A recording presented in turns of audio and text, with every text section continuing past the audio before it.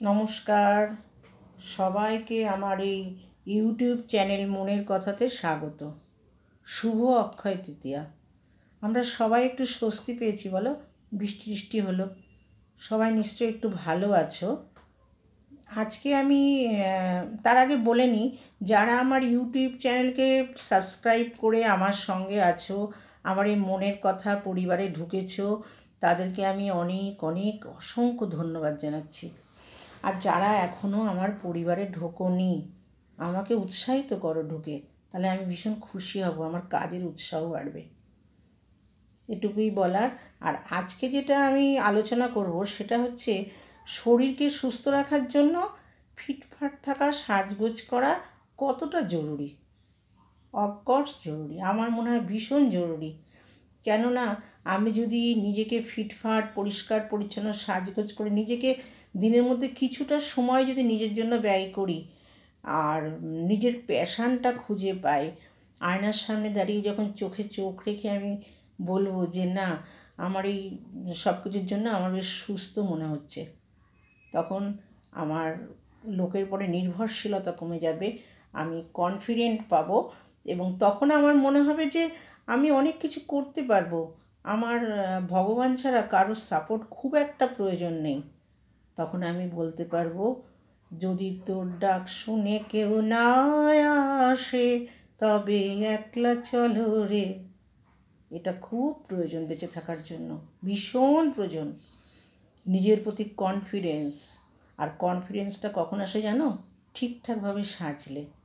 আমি যদি দেখি আমার পাশে একজন বিশাল দামি গয়না, খুব দামি শাড়ি পরে, ট্রেন্ডি সাজ যেটা এখন চলছে সেই ধরনের সেজেছে, আমি তাকে নকল করে কখনোই সাজতে যাব না। কেন সাজতে যাব?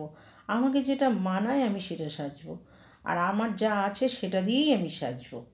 তাতেই দেখবে তোমার সাজ যদি ঠিকঠাক হয় আর ঠিকঠাক পরিপাটি করে আমি যেটা ক্যারি করতে পারবো কনফিডেন্টলি, সেটা যদি আমি সাজি, তাহলে ওই লাখ টাকার শাড়িও কিন্তু হার মেনে যাবে। এর জন্য দরকার হচ্ছে নিজস্বতা। নিজস্বতা ভীষণ প্রয়োজন, পজিটিভিটি। আর আমি যদি সুস্থ ভালো থাকি, তাহলে দেখো আমার শরীর মন সুস্থ থাকবে। আর পরিচ্ছন্নতা কিন্তু অনেক সুস্থ করে তোলে মানুষকে, অনেক সুস্থ করে তোলে। আমার না সেদিন একজন ভদ্রলোকের সাথে কথা হচ্ছিল, উনি আমাকে বললেন, আমি ওনাকে বললাম যে জীবনটা না খুব ছোট একটা প্রসঙ্গে। তখন উনি আমাকে বললেন, না, জীবনটা খুব ছোট কার কাছে? যার কাছে যার সব কিছু ঠিকঠাক আছে, যে সুস্থ আছে, যে নিজের কাজগুলো নিজে করতে পারে, যে নিজের প্যাশান খুঁজে পেয়েছে। কিন্তু জানেন তো, যে লোকটা অসুস্থ হয়ে বিছানায় আছে, তার বয়স যাই হোক, তখন তার কাছে মনে হবে কি জীবনটা অনেক বড়, আর বইতে পারছি না। তার কাছে এক একটা মুহূর্ত এক একটা বছরের মতো মনে হবে। আর ভেবে দেখলাম কথাটা ঠিক। যতদিন বাঁচব জীবনটাকে ভোগ করব সুন্দরভাবে, পরিচ্ছন্নভাবে এবং সুস্থভাবে। তারপরে ভগবানের হাত। আর সুস্থ থাকার জন্য ফিটফাট থাকা, পরিষ্কার থাকা, সাজগোজ করা ভীষণ প্রয়োজন, ভীষণ আমার মনে হয়। আর দেখো, আমরা যতই ব্যস্ত হই, 20-25 মিনিট সারাদিন নিজের জন্য দিতে পারি, অবশ্যই পারি। একটু হালকা ব্যায়াম, একটু সাজগোজ, আমার চারিদিকে যা আছে সেগুলো দিয়ে সাজ, ফ্রিজে আমার কিচেনে যা আছে ওগুলো দিয়ে রূপচর্চা করা যায়। আর রূপচর্চা সাজগোজ একদিনের ব্যাপার নয়, এগুলো ধীরে ধীরে রোজ রোজ একটু অভ্যাসে পরিণত করতে হয়। আর 30-40 বছর বয়স হয়ে গেলে না, তখন নিজেকে সময় দিতে হবে অনেক অনেক বেশি। কারণ একটা ইয়াং ছেলে মেয়ে যে ধরনের সাজগোজ করে, যে ধরনের ওরা কসরত করতে পারবে, আমরা কিন্তু পারবো না। কারণ আমাদের শরীর থেকে তখন ন্যাচারালি বয়সের দিকে এগাচ্ছি, মানে অনেক কিছু হারিয়ে যাচ্ছে। তখন আমাদেরকে আরও বেশি করে যত্ন করতে হবে, নিজেকে আরও বেশি করে সময় দিতে হবে, নিজেকে ভালোবাসতে হবে, তবেই না সুস্থ থাকা যাবে, তাই না? আর আমার মনে হয় সাজগোজের মধ্যে না, ভারতীয় নারীদের সবচেয়ে সুন্দর পোশাক হচ্ছে শাড়ি। শাড়িতে যে কী ভালো লাগে, আমি তো শাড়ি পাগল। বিশেষ প্রয়োজনে অনেক সময় অনেক ড্রেস পরি, কিন্তু আমার মনে হয় শাড়িটা সবচেয়ে সুন্দর ড্রেস। আর শাড়ি থেকে অনেক ফ্যাশনও করা যায়, খুব ভালোও লাগে। তবে অবশ্যই আমি একটা কথা বলবো, শালীনতা বজায় রেখে, শালীনতা বজায় রাখতে হবে। তোমরা তো সব সোশ্যাল মিডিয়ায় আছো, কিছুদিন আগে একটা ঝড় উঠেছিল সোশ্যাল মিডিয়ায়, একজন বিখ্যাত অভিনেত্রী নৃত্যশিল্পী উনি একটা কথা বলেছিলেন যে বিশেষ প্রফেশনের মহিলাদের নিয়ে বলেছিলেন যে ওরা যেভাবে শাড়ির আঁচলটা দেয় এখনকার মেয়েরা অনেকেই ওইভাবে দেয়।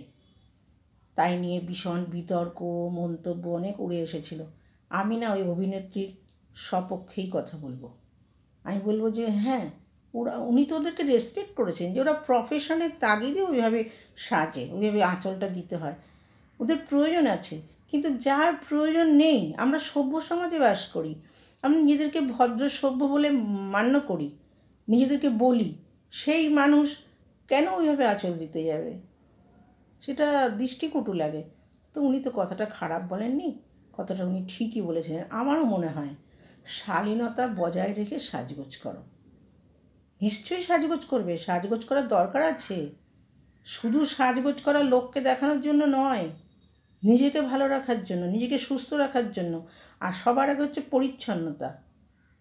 যেটুকু যা আছে, আমি যে অবস্থাতেই আছি তার মধ্যেই সেইভাবে তাকে নিজে গুছিয়ে পরিষ্কার পরিচ্ছন্ন থেকে সাজগোজ করা।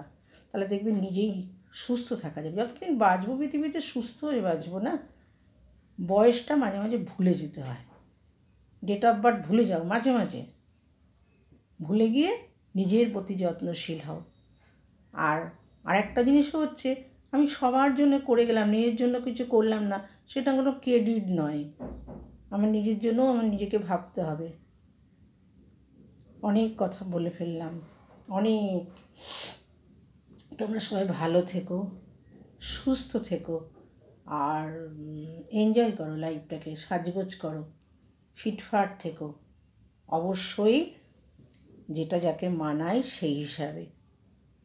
বাজারে যদি ফিনফিনে শাড়ি চলে ওটাই আমাকে পরতে হবে, আমাকে মানালো না।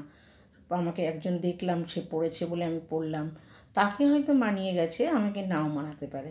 আমাকে কি মানাচ্ছে সে কনসেপ্টটা আগে আনতে হবে। আমি ওই জন্য সবসময় বলছি কনফিডেন্ট, কনসেপ্ট, পার্সোনালিটি এগুলো সব একে অন্যের সাথে রিলেটেড, এটা মাথায় রাখতে হবে। ব্যাস আজকে এইটুকুই থাকলো। তোমরা সবাই ভালো থেকো। আমাকে তোমাদের পরিবার, আমার পরিবারের সদস্য তোমরা হয়ে যেও।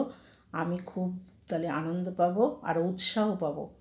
আজকে এই পর্যন্তই থাক, সামনের ফ্রাইডেতে আবার দেখা হবে। হ্যাঁ।